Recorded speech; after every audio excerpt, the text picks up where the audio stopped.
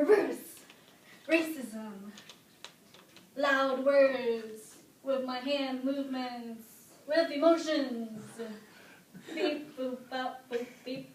Okay, that's racism with reverse.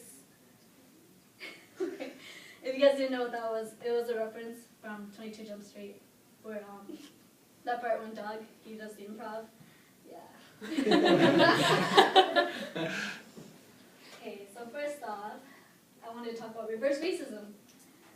It just occurred to me the other day because I was scrolling through Facebook and I saw a post on reverse racism.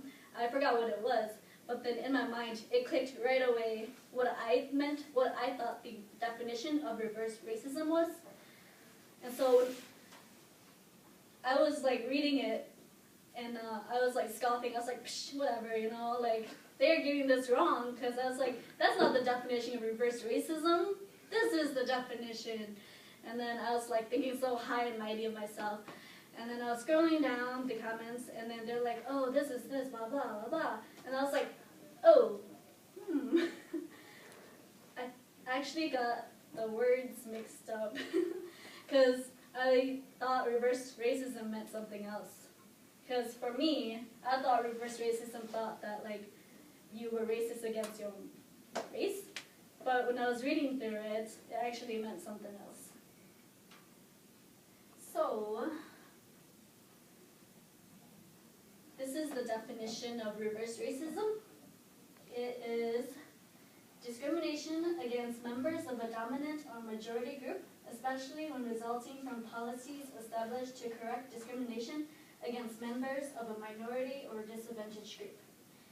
And so then I was like, oh, because I just looked it up right after, so yeah. Segway dance.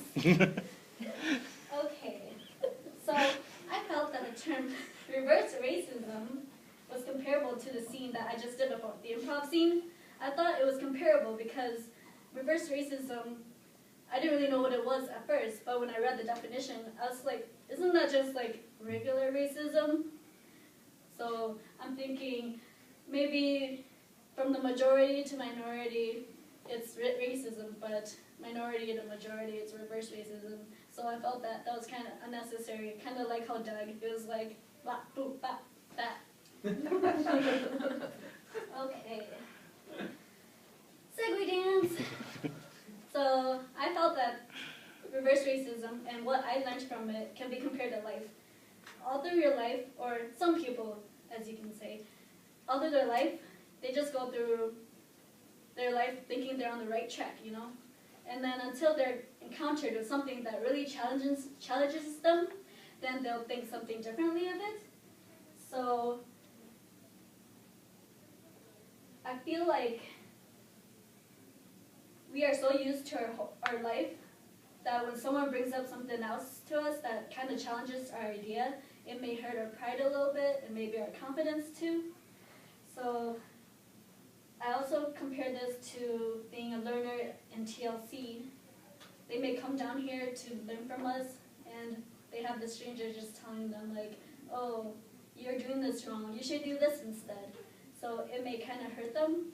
So I just feel that we as TLC learners, we should be open-minded, because other people, they walk through different paths and different paths that they think may be right.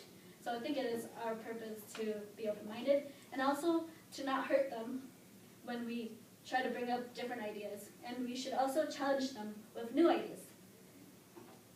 And so I say unto thee, be open-minded and hurt people's confidence with subtlety.